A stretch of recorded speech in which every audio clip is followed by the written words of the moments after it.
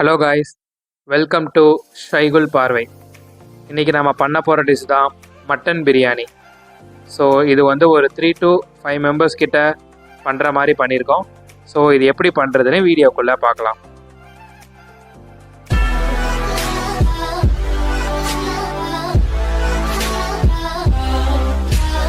First 3 பச்சை மிளகா, 2 வெங்காயம், 3 தக்காளி எடுத்துக்கலாம். ஸோ ஒவ்வொன்றா நம்ம கட் பண்ணிக்கலாம்.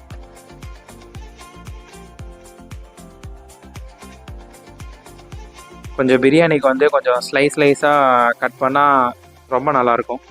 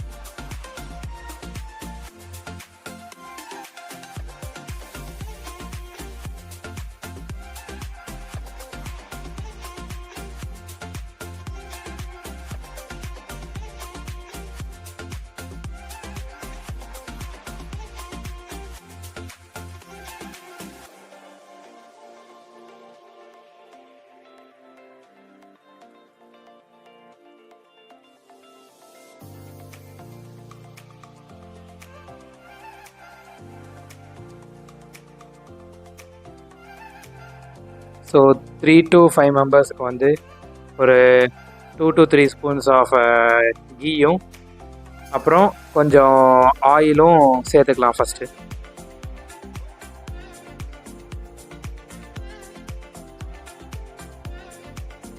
தேவையான பிரியாணி ஸ்பைசஸ் போட்டுக்கலாம். ஒரு 3 to 4 ஏலக்காய் கொஞ்சம், அதுக்கப்புறம் ஒரு சின்னதாக பட்டை கொஞ்சம், கிராம்பு, அப்புறம் 2-3 பிரியாணி இலை போட்டுட்டு வெங்காயம் போட்டு ஃபஸ்ட்டு நல்லா வதக்கி எடுத்துக்கலாம்.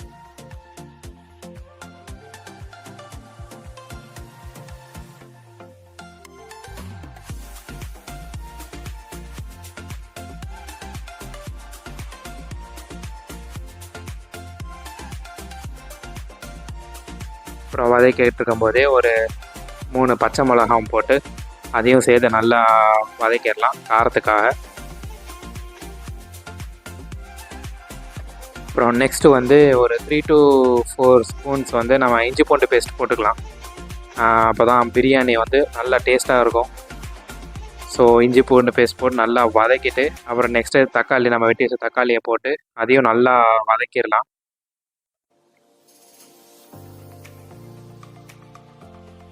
அப்புறம் ஒரு 1/2 கப் தயிரை வந்து போட்டு அதையும் நல்லா மிக்ஸ் பண்ணி எடுத்துக்கலாம். ஸோ பிரியாணிக்கு வந்து ஃபஸ்ட்டு வந்து இந்த தயிர் போட்டு மிக்ஸ் பண்ணுறது வந்து ரொம்ப முக்கியம். அதுக்கப்புறம் தேவையான மசாலா எல்லாமே எடுத்துக்கலாம். மசாலா எல்லாமே நான் டிஸ்கிரிப்ஷனில் நான் மென்ஷன் பண்ணுறேன் என்னென்ன மசாலா போடணுங்கிறத.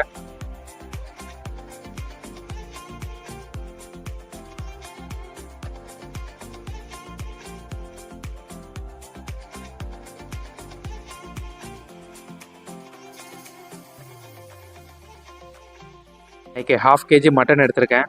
ஸோ நம்ம பண்ண பேஸ்ட்டோட அந்த எல்லா மட்டனையும் போட்டு நல்லா மிக்ஸ் பண்ணி எடுத்துக்கலாம்.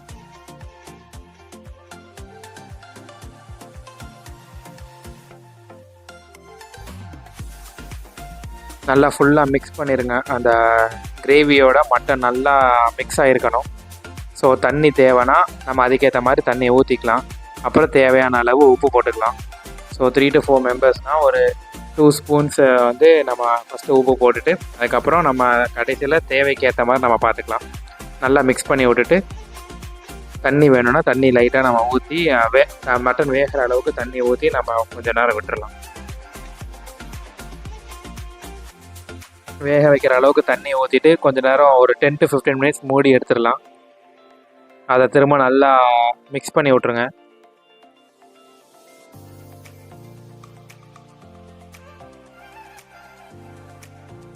ஸோ நான் 500 grams ஆஃப் மட்டனுக்கு வந்து நான் 500 grams ஆஃப் ரைஸ் எடுத்திருக்கேன். ஸோ அதுக்கேற்ற மாதிரி 700 to 750 grams ஆஃப் வாட்டர் ஊற்றிக்கோங்க.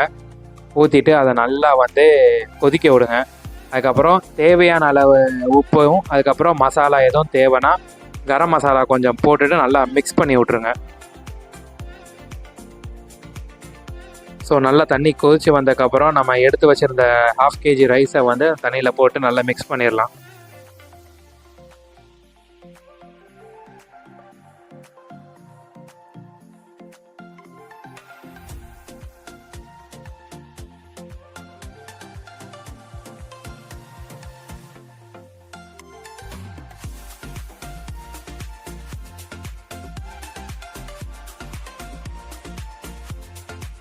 ஒரு 5 மினிட்ஸ் வந்து ரைஸும் அந்த கிரேவியோட நல்லா கொதிக்க விட்ருங்க. அப்போ தான் கொஞ்சம் ரைஸ் வந்து அந்த மசாலாவை நல்லா வந்து கொஞ்சம் உரிய ஆரம்பிக்கும். உறிஞ்சதுன்னா உங்களுக்கு அந்த ரைஸில் வந்து அந்த மசாலா டேஸ்ட் வந்து கொஞ்சம் நல்லாயிருக்கும்.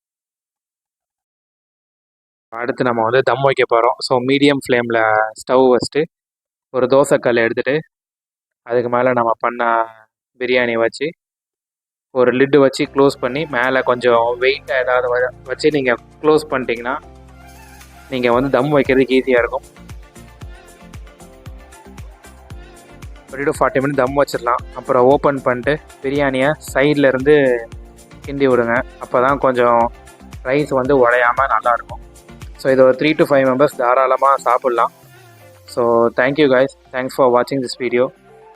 ஸோ ப்ளீஸ் சப்ஸ்கிரைப் டு ஷைகுல் பார்வை அண்ட் சப்போர்ட் மோர். ஷேர் பண்ணுங்கள், லைக் பண்ணுங்கள், சப்ஸ்கிரைப் பண்ணுங்கள். தேங்க்யூ.